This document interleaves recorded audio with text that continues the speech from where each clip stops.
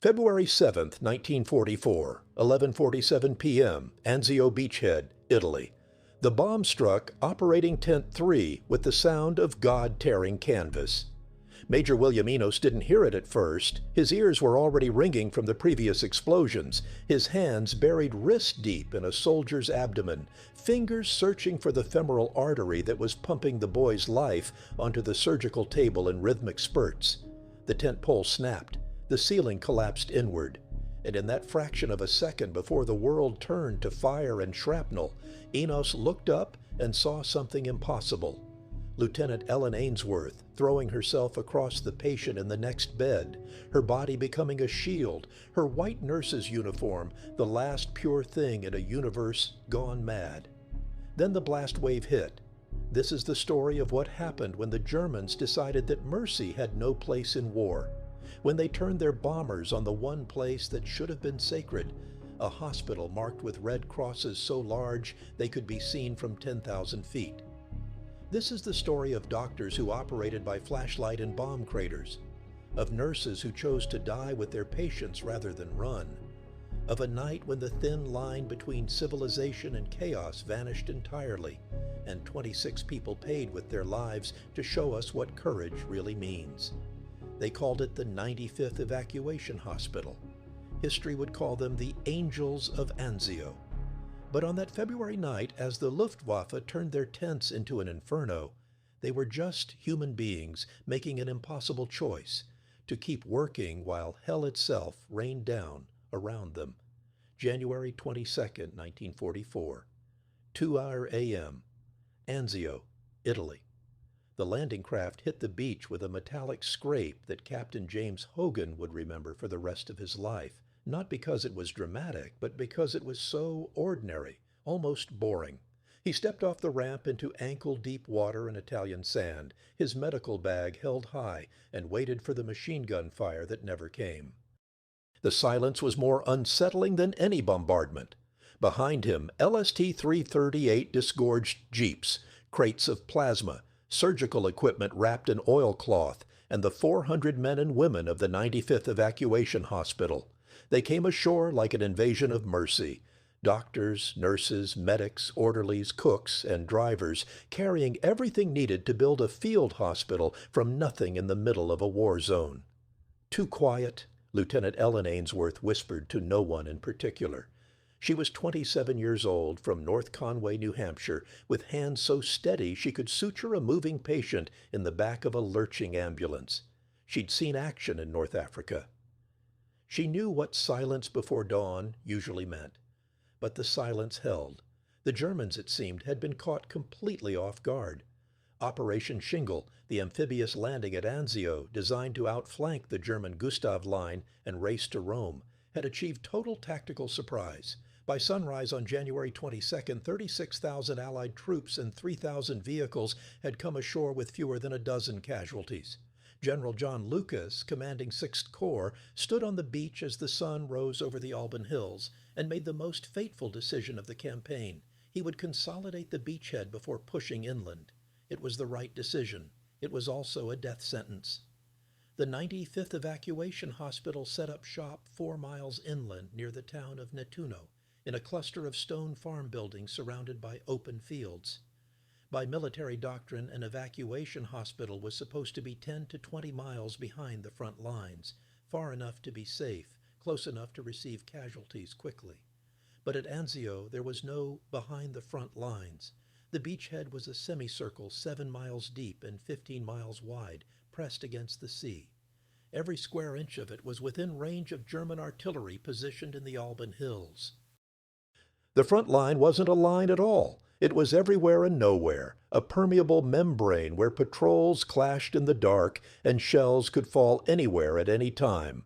Staff Sergeant Frank DeLuca, a surgical technician from Brooklyn with forearms like a longshoreman, put it more bluntly. "We're setting up a hospital in a shooting gallery." But they set it up anyway. Within 48 hours, the 95th had erected 40 tents in neat rows, receiving tents, pre-op tents, operating theaters with generators for lights and equipment, recovery wards, mess tents, supply depots, and living quarters for staff. Each tent had a peaked roof and was staked firmly into the Italian earth. And on every tent, on the roofs, on the sides, painted in red pigment 6 feet high, were the internationally recognized symbols of protection, the Red Cross. Under the Geneva Conventions, those crosses were supposed to be inviolable. They marked the 95th as a non-combatant medical facility. They said, "We are not your enemy. We treat the wounded, yours and ours. We are the place where war stops." Major Enos, the chief surgeon, stood in the center of the hospital compound on January 25th and felt something he couldn't quite name. Pride, certainly. They'd built a fully functional 400-bed field hospital in 72 hours. But also a gnawing unease. The red crosses on the tents were so large, so visible. They were meant to protect, but they also made perfect aiming points. The first wounded arrived on January 24th, a dozen men from the 3rd Infantry Division caught in a German counterattack near the Mussolini Canal. Then 24 more. Then 50. By January 27th, casualties were flooding in faster than the 95th could process them, and the nature of the fighting was savage. This wasn't North Africa's clean desert warfare. This was close-range brutality in waterlogged trenches and bombed-out farmhouses. The wounded came in covered in mud that was mixed with blood and worse things. They came with limbs hanging by threads of tissue, with faces burned beyond recognition by phosphorus, with abdominal wounds where shrapnel had turned intestines into confetti. Lieutenant Ruth Bowman, a surgical nurse from Ohio, stood in receiving tent 1 and watched a medic wheel in a soldier on a stretcher. The boy, he couldn't have been more than 19, was conscious and trying to speak. His chest had been opened by an 88mm shell fragment. She could see his lung inflating and deflating through the wound, pink and wet and impossibly fragile. "Am I going to die?" he asked. Bowman looked at him with eyes that had learned not to lie. "Not if we have anything to say about it." She didn't tell him that the operating theaters were full, that he was number 23 in line, that he'd be lucky to last another hour. Instead, she held his hand and pushed plasma into his veins and talked to him about his hometown, someplace in Kansas with a name she forgot the moment he stopped breathing, 4 minutes before a surgeon became available. This was Anzio, the mathematics of triage, the brutal calculus of war. By early February, the strategic situation had crystallized into nightmare. General Lucas's caution had given Field Marshal Kesselring time to rush 8 divisions to Anzio. The Germans now occupied the high ground, the Alban Hills that loomed over the beachhead like a grandstand over a football field. From those heights, German artillery observers could see everything, every vehicle, every supply dump, every tent marked with a red cross. The beachhead had become a killing box. Anzio Annie started firing on February 1st. That was the GI nickname for the German railway gun, a 280mm monster on a rail car that fired shells weighing 550 pounds. You could hear Annie's shells coming from miles away, a distant boom, then a sound like a freight train tearing through the sky, then the impact that could obliterate a building. The shells fell on the harbor, on supply depots, on troop concentrations, and increasingly on anything marked with a red cross. At first, everyone assumed it was accidental. Artillery is imprecise. Shells fall where they fall. But by February 5th, a pattern emerged. Medical facilities were being hit with statistical regularity that couldn't be explained by chance. A British casualty clearing station took a direct hit on February 4th, killing 14 nurses and doctors. An American field hospital near the port was bracketed by artillery on February 5th, forcing its evacuation. And on February 7th, at approximately 2:01 p.m., 3 Junkers Ju-88 bombers made a low pass over the 95th Evacuation Hospital, so low that Major Enos could see the crew's faces through the cockpit glass. They didn't drop their bombs. They were taking photographs, choosing targets. That night, Staff Sergeant DeLuca found Lieutenant Ainsworth sitting alone outside the surgical tent, smoking a cigarette with hands that trembled slightly. "You okay, Lieutenant?" She took a long drag, the coal glowing orange in the darkness. "They know we're here, Frank. They know exactly what this place is, and they're going to hit us anyway. The Geneva Conventions, she interrupted, are words on paper, and paper doesn't stop bombs. She was right. They both knew it. But neither of them could quite accept what that meant, that in this war, on this beachhead, Mercy had become a military target. February 7th, 1944.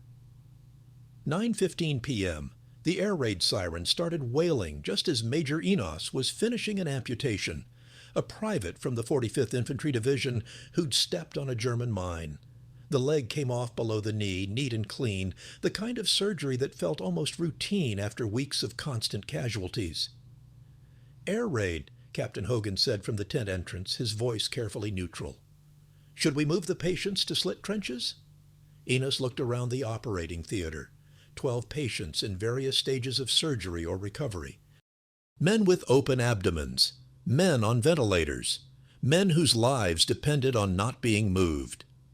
"No," Enos said, "we keep working." It was a calculated risk. Most air raids at Anzio were aimed at the harbor, at supply depots, at targets with military value, and the 95th was clearly marked. The red crosses on the tents were illuminated by strategically placed lights, not bright enough to make them a beacon, but visible enough to be unmistakable from the air. They were supposed to be protected. At 9:47 p.m., the first bombers arrived, a formation of Junkers Ju-88s, twin-engine aircraft that sounded like rolling thunder. The anti-aircraft batteries opened up immediately, tracers arcing into the night sky in neon streaks of red and orange. The noise was tremendous, a sustained roar that made conversation impossible. In Operating Tent 3, Lieutenant Ainsworth was assisting with a chest wound. The patient was a sergeant who'd taken shrapnel near the flyover, a critically important overpass that was being contested inch by inch. His left lung had collapsed. Without surgery, he'd suffocate. The tent shook with the vibration of nearby explosions. Dust filtered down from the canvas ceiling, but Ainsworth's hands remained steady as she held the retractors, keeping the incision open while Enos worked to repair the lung tissue. "Close," Captain Hogan said from his position at the anesthesia station. He was monitoring the sergeant's vital signs, adjusting the ether flow to keep him under. "That was close." "About 200 yards," Enos said without looking up. His voice was clinically detached, the way it always got during surgery. "Probably hit the supply depot." But it wasn't the supply depot. At 10:23 p.m., the second wave arrived. This time, there was no randomness to the attack. The Ju-88s came in low, barely 500 feet, their bomb bay doors already open, and they came straight for the hospital. Lieutenant Mary Roberts, a nurse in Recovery Ward 4, looked up at the sound of the engines, closer than they should be, much closer, and had exactly 3 seconds to register what was about to happen. 3 seconds to see the dark shapes tumbling from the bombers' bellies. 3 seconds to think, they're bombing us. They're actually bombing us. Then the world ended. The first bomb hit Personnel Tent 7, where off-duty nurses and doctors were sleeping. The explosion vaporized the tent and everything in it. The blast wave rolled outward like a physical thing, flattening nearby tents, shattering windows in the stone farmhouse, rupturing eardrums. The second bomb hit Medical Supply Depot 2, detonating among crates of ether, oxygen tanks, and plasma. The resulting fireball rose 200 feet into the air, a miniature sun that turned night into day and silhouetted the German bombers as they banked away. The third bomb hit Operating Tent 3. Major Enos had one moment of crystalline awareness before the impact, the sound of the bomb cutting through air. A whistle rising to a shriek, and the absolute certainty that there was nowhere to run, nothing to do, that physics and trajectory had already decided his fate. Then the canvas roof disintegrated in a whirlwind of pressure and heat. He was thrown sideways, airborne for what felt like minutes but must have been less than a second, and hit the ground hard enough to crack ribs. His ears didn't ring.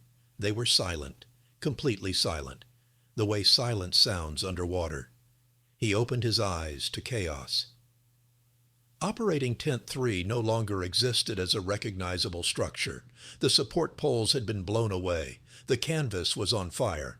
The surgical table had been thrown on its side, and the sergeant he'd been operating on, was underneath it, his chest wound now decorated with shrapnel from the exploded tent poles. And there, across what used to be the operating theater, Major Enos saw something that would haunt him for the remaining 41 years of his life. Lieutenant Ellen Ainsworth lying motionless across another patient, a corporal who'd been in post-op recovery. She'd been standing beside him when the bomb hit, and in that split second she'd made a choice: to cover him with her body, to be the shield between him and the shrapnel that was tearing through the tent at supersonic velocity. She'd saved his life. It had cost her own. Time fractured after that. Events stopped flowing in linear sequence and became instead a series of disjointed images, sounds, sensations. The smell of burning canvas mixed with the copper tang of blood.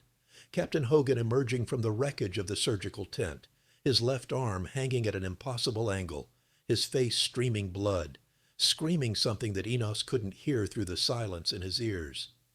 Lieutenant Ruth Bowman dragging a patient, a boy with both legs in casts, across the torn earth, pulling him toward a drainage ditch, her nurse's cap gone, her hair matted with blood that might have been hers, or might have been someone else's. The bombers making a second pass, lower this time, and the particular horror of watching the bombs fall in slow motion, tumbling end over end, almost lazy-looking, until they hit and reminded everyone what high explosives do to human tissue. Staff Sergeant Frank DeLuca on his knees in front of what used to be Personnel Tent 7, not moving, not making a sound, just staring at the crater where his friends had been sleeping 30 seconds ago, and everywhere, the wounded. Not just the patients they'd been treating, but new wounded, the hospital's own staff, doctors with compound fractures, nurses with sucking chest wounds, medics who'd become the ones needing medical attention. The third wave of bombers came at 10:51 p.m. By then, Major Enos had stopped feeling fear. There was no room for it. Fear requires the luxury of thinking about the future, and the future didn't exist anymore. There was only now, this moment, this patient, this problem to solve. He found himself in what used to be Recovery Ward 2, now just a corner of canvas hanging from one remaining tent pole. 6 patients were there, men who physically couldn't be moved without killing them. One had a chest tube draining fluid from his lungs. Another was on a makeshift ventilator, a bellows system that required someone to manually pump it every few seconds or the patient would suffocate. "We need to evacuate," someone was saying, a young medic whose name Enos couldn't remember. "We need to get out of here." "Where?" Enos asked simply. "Where would we take them?"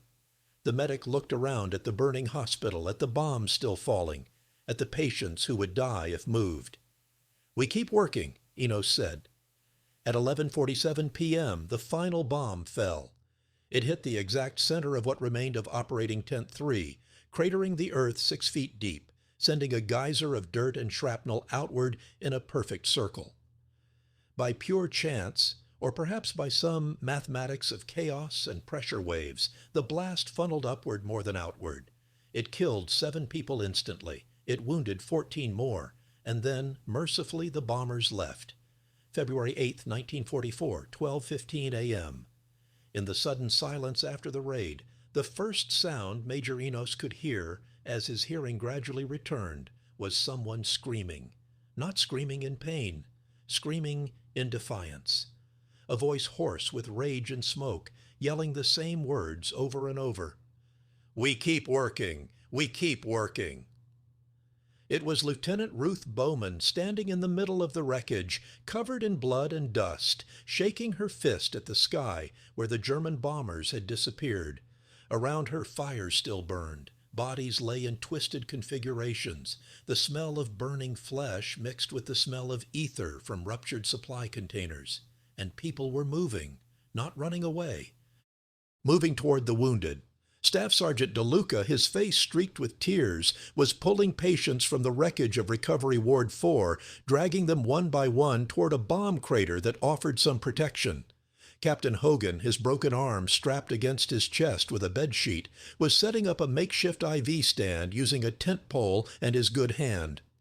Lieutenant Mary Roberts was on her hands and knees in the ruins of the operating theater, searching through debris for surgical instruments. They were working. Major Enos felt something break open inside him. Not despair, but its opposite, a kind of ferocious joy. They'd been bombed. They'd been targeted deliberately, their protection under international law stripped away by an enemy that had decided mercy was weakness. 26 of their number were dead or dying. The hospital was destroyed, and they were working. "Enos," Captain Hogan shouted, "we've got a belly wound here. Evisceration. I need you." The patient was a corporal from the 157th Infantry Regiment. He'd been in Recovery Ward 3 when a bomb fragment had torn through his abdomen. Now his intestines were literally outside his body, steaming in the cold February air, dirt already mixing with the tissue. In any normal circumstances, you'd take a patient like this to an operating room. You'd have proper lighting, proper instruments, proper sterile conditions. But there were no operating rooms anymore. "Get me light," Enos said. "Any light you can find." They brought him 3 flashlights and a kerosene lantern. They cleared a space on the ground, the bare earth, still warm from a nearby fire, and laid the corporal down. Someone, Enos never found out who, spread a somewhat clean bedsheet beneath him. And there, in a bomb crater, by flashlight, with shells still exploding in the distance and fires illuminating the sky, Major William Enos performed surgery. His hands were steady. His mind was clear. He'd stopped thinking about the bombs, about the dead, about Lieutenant Ainsworth lying somewhere under a blanket waiting to be identified. He thought only about the technical problem in front of him.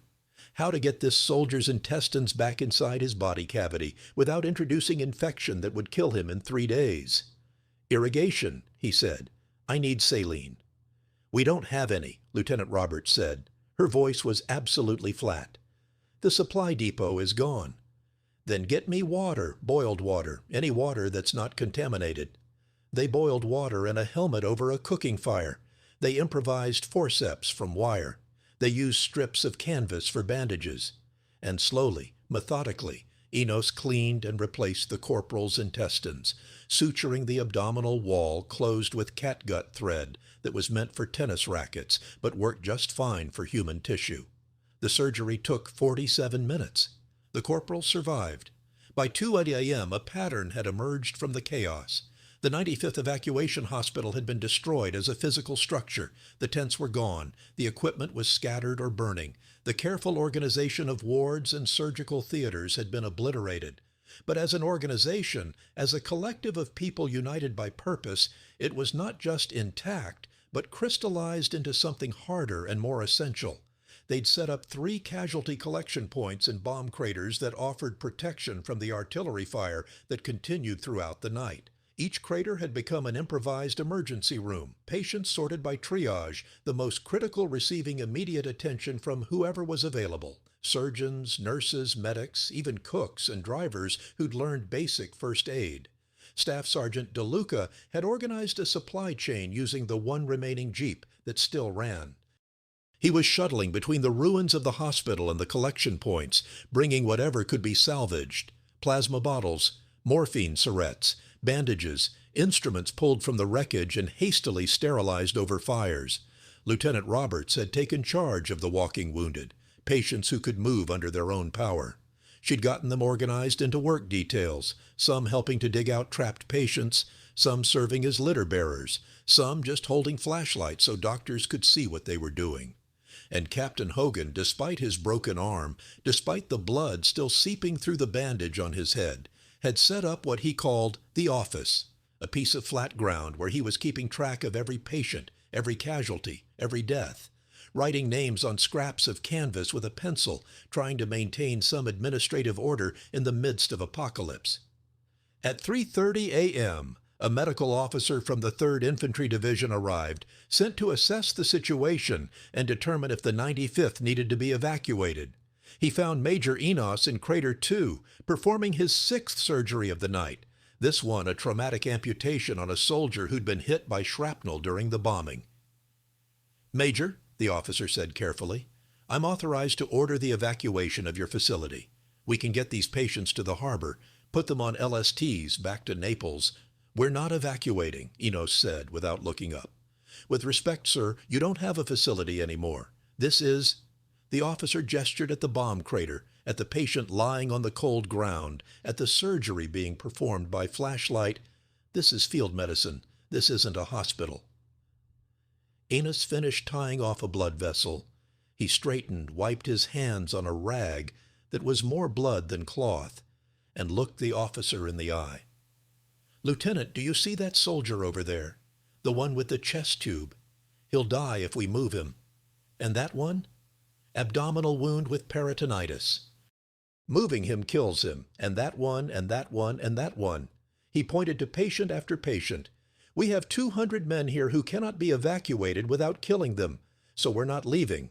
We're going to keep them alive until they can be moved, or until the Germans overrun us, or until another bomb finishes what this one started. But we are not leaving." The medical officer was quiet for a long moment. Then, "What do you need?" "Everything," Enos said. "Plasma, morphine, sulfa powder, bandages, surgical instruments, anesthesia, oxygen, generators, lights, tents, blankets, food, water, everything." "I'll see what I can do." He left. And by dawn, on February 8th, supplies started arriving. Crates of equipment trucked in from other medical units, gear cannibalized from the division's own aid stations, donations from British units who'd heard what happened. The 95th Evacuation Hospital began to rebuild. February 9th, 1944. 6:30 a.m. The sun rose over Anzio beachhead to reveal a landscape that looked like photographs from the Great War.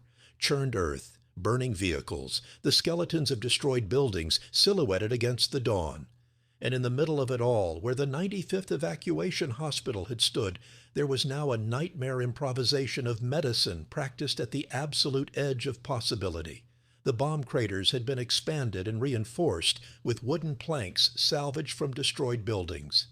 Canvas was stretched overhead, not to provide protection from bombs, but to keep the morning dew off the patients. The operating rooms were designated spaces where the ground was somewhat level, and there was enough room for a surgeon to kneel beside a patient. By February 10th, they'd treated 1,200 casualties. By February 15th, the number was 3,000. They worked in shifts because there weren't enough people to work continuously.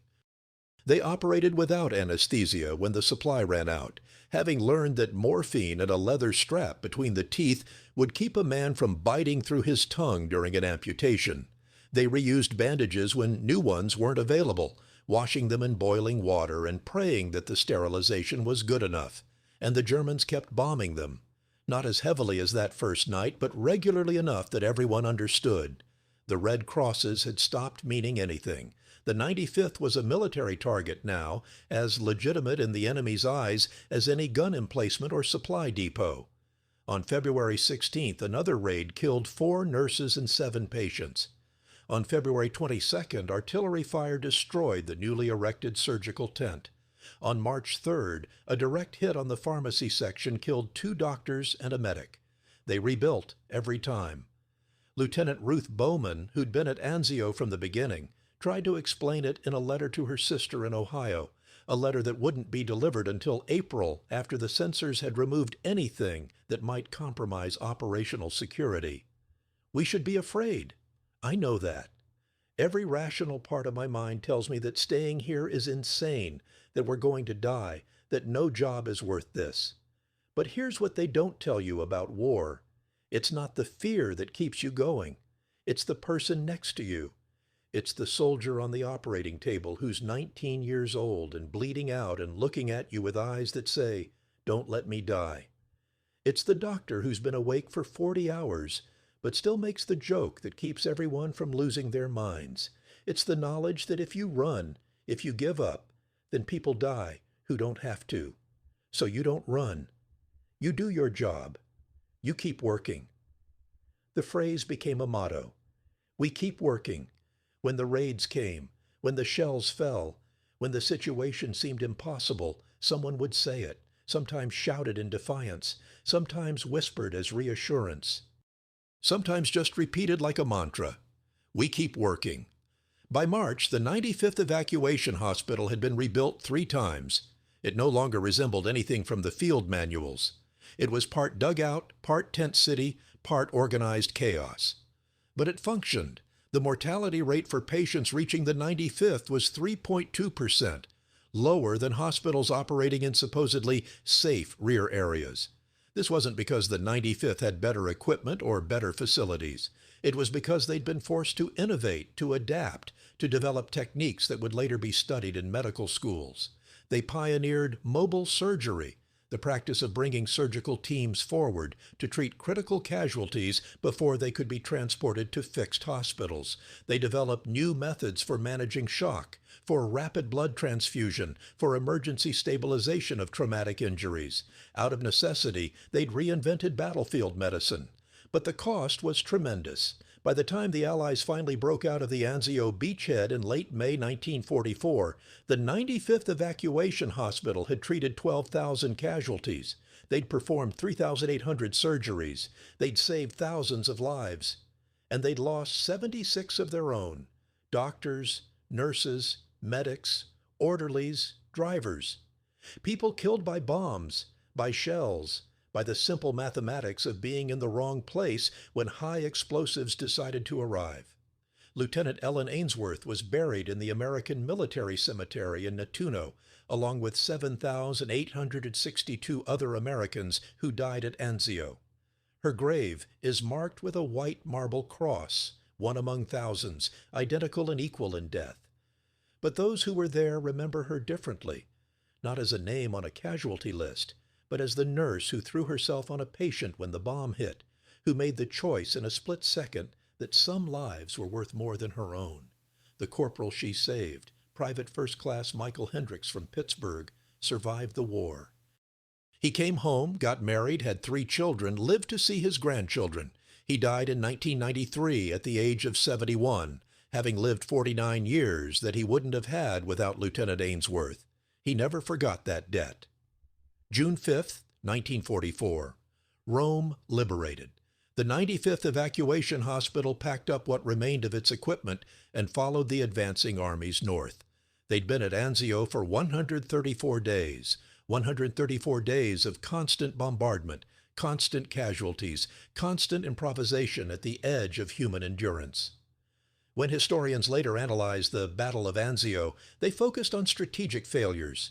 General Lucas's caution, the failure to seize the Alban Hills, the 4-month stalemate that turned the beachhead into a killing ground.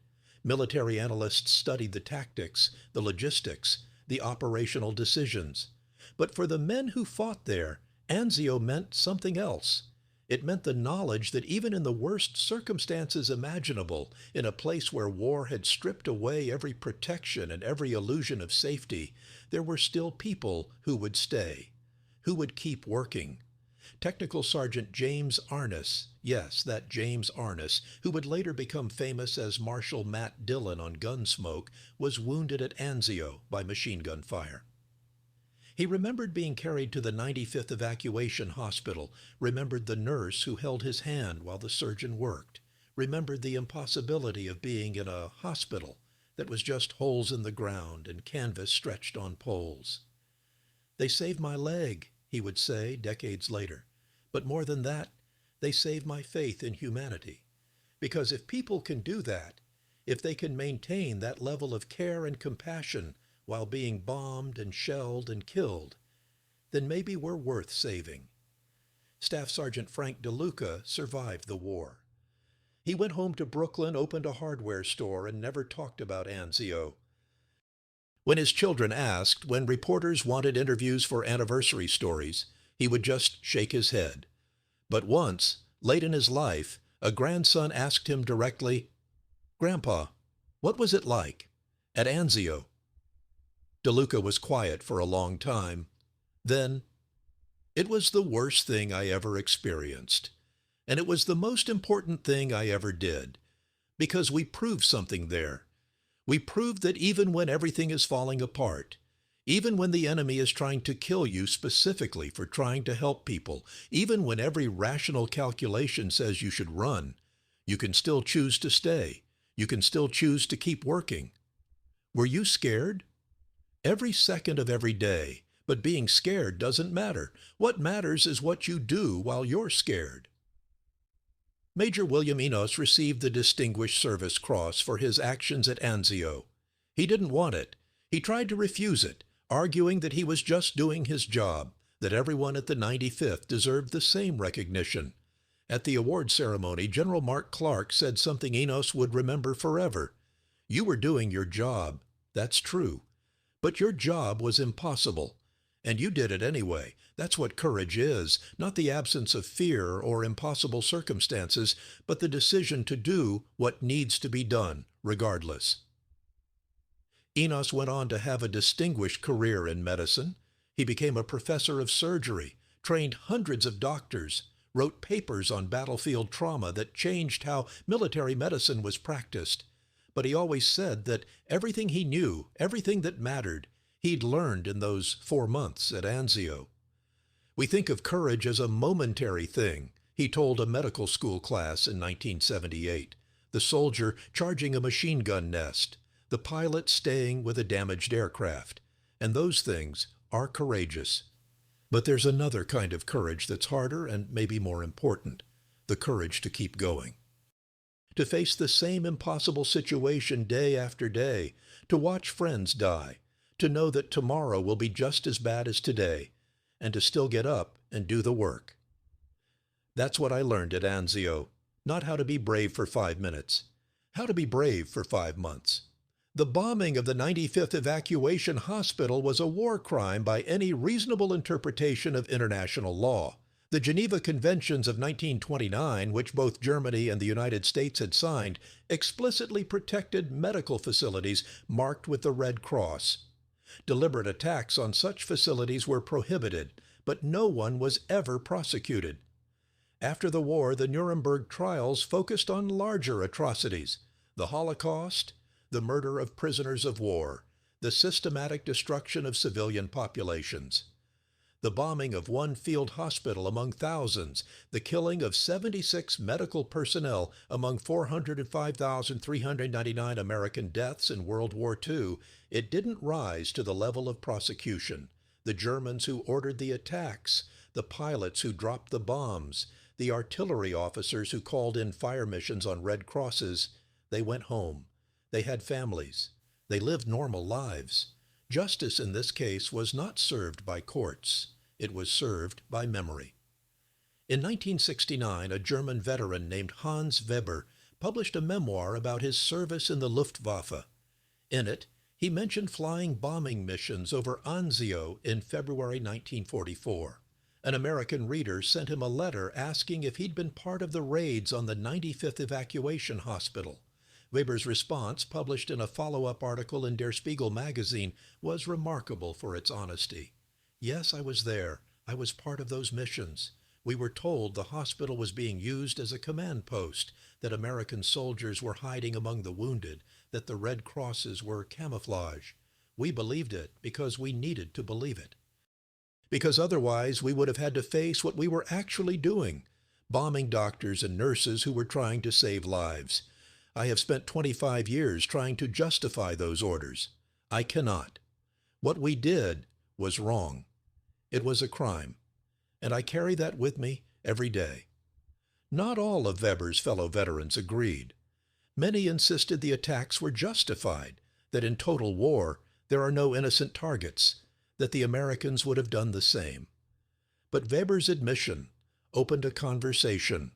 Other Luftwaffe veterans came forward. Gradually, a more complex picture emerged of young men following orders they didn't fully question, of a military culture where mercy had been systematically devalued, of the way war corrupts even the most fundamental human instincts. And slowly, over decades, something like understanding developed. Not forgiveness. Some things cannot be forgiven. but understanding of how ordinary people can commit extraordinary evil when placed in systems designed to make such acts seem necessary. The survivors of the 95th Evacuation Hospital held reunions every 5 years until the last of them died in 2009. They came from all over America, doctors who'd become hospital administrators, nurses who'd raised families, medics who'd become teachers, drivers and cooks, and orderlies who'd lived quiet lives. And they remembered. At the 1989 reunion, held in a Holiday Inn in Arlington, Virginia, someone proposed a toast. To the ones who didn't come home. Everyone stood, and in the silence you could almost hear the names: Ellen Ainsworth, Margaret Wilson, John O'Brien, Joseph Caruso, Mary Phillips, Charles Watkins, Rita Martinez, Thomas Fitzgerald. 76 names. 76 people who'd gone to war not to kill but to heal, and who'd been killed for that choice. "We keep working," someone said. Staff Sergeant DeLuca, now 71 years old, his Brooklyn accent still thick after all these years. And everyone in the room repeated it. "We keep working." It wasn't defiance anymore. It wasn't a motto shouted against the bombs. It was a memorial, a way of saying, this is what they died for. This is what we lived for. This is what we choose to remember. Today, at the American Military Cemetery in Nettuno, Italy, you can find the graves of the 95th Evacuation Hospital personnel. They're scattered among the other dead. No special section, no separate memorial. In death, as in life, they're indistinguishable from the soldiers they served. But there is one small marker, placed by the 95th Evacuation Hospital Veterans Association in 1994, on the 50th anniversary of the bombing. It's a simple bronze plaque, weathered now by decades of Mediterranean sun and rain. In memory of the Angels of Anzio, 95th Evacuation Hospital, January-June 1944, they were bombed, shelled, and targeted for doing what their oath demanded, caring for the wounded. They did not run. They did not hide. They kept working. 76 gave their lives. Thousands lived because they stayed. Below that, one more line added by an unknown hand.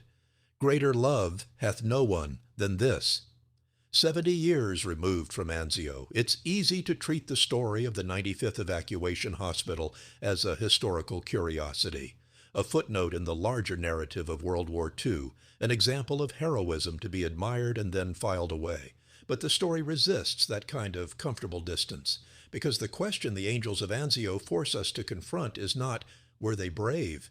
Obviously they were. The question is, what would we do if your workplace became a target? If doing your job meant accepting that you might die for it? If the rules that were supposed to protect you were revealed as meaningless, and you had to decide, right now, in this moment, whether to stay or run? What would you do? Major William Enos, in one of his last interviews before his death in 1985, was asked this exact question by a young medical student. The student wanted to know, how do you make that choice?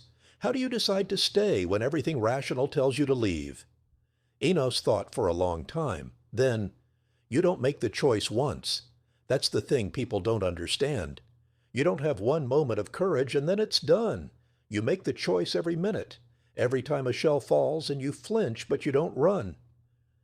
Every time you start a surgery knowing the bombers might come back. Every time you look at a patient who needs you and you decide, again, that their life matters more than your fear. The heroism isn't in one dramatic moment. It's in all the small moments, all the times you choose to keep going. The student asked, but what gives you the strength to make that choice? Enos smiled. The person next to you. Because if they're staying, how can you leave? And they're thinking the same thing about you. So you all stay, and you all keep working, and somehow you get through it.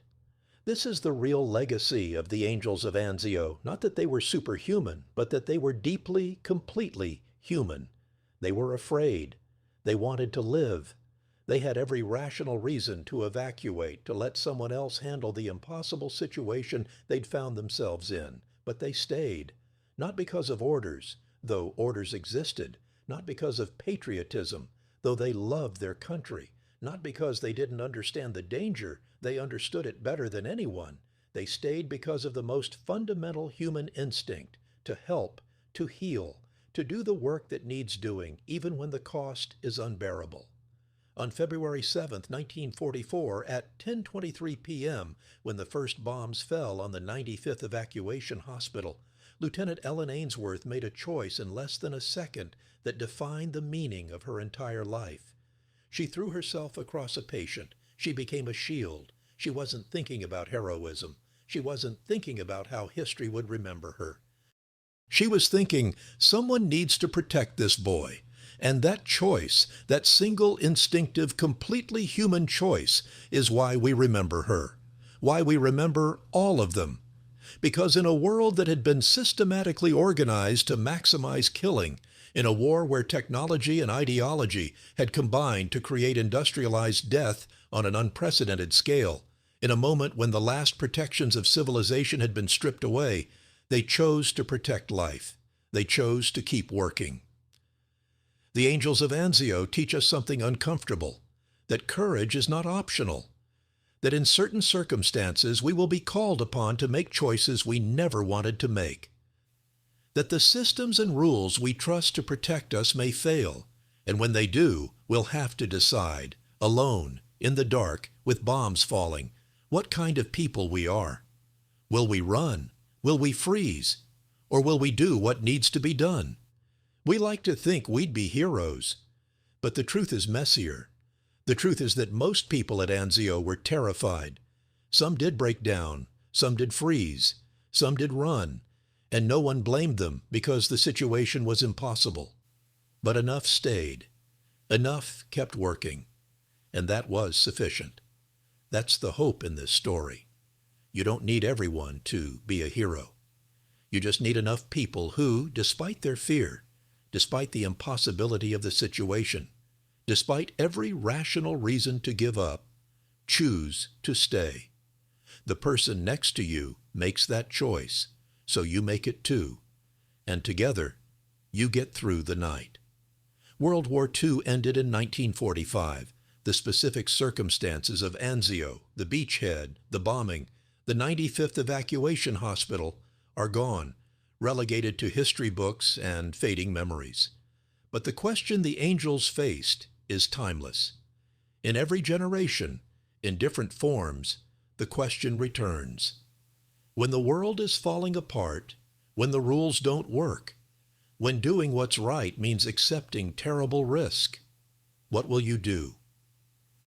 Healthcare workers during the COVID-19 pandemic faced a version of this question. First responders rushing toward the Twin Towers on September 11th faced it. Teachers sheltering students during school shootings face it.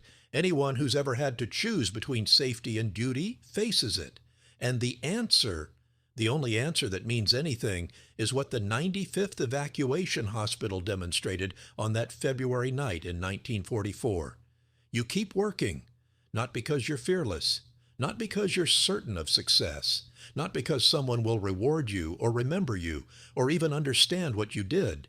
You keep working because the person next to you is working, because the patient in front of you needs help, because someone has to, and you're there and you have the skills and there's no one else.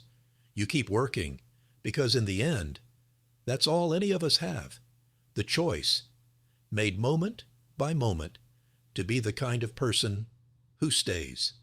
Lieutenant Ellen Ainsworth died on February 7, 1944, at approximately 10:23 p.m. when she threw her body across a patient to shield him from an exploding bomb.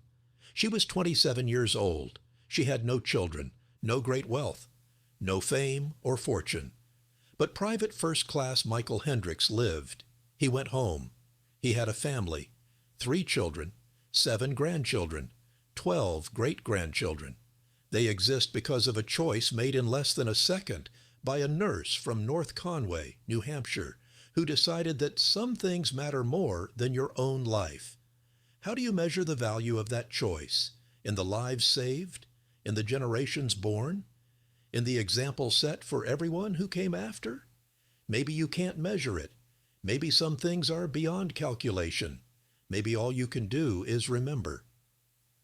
And hope that if your moment comes, when the bombs are falling and the world is ending and you have to choose, you'll have the strength to do what the angels of Anzio did, to stay, to work, to be the shield between chaos and the people who need you.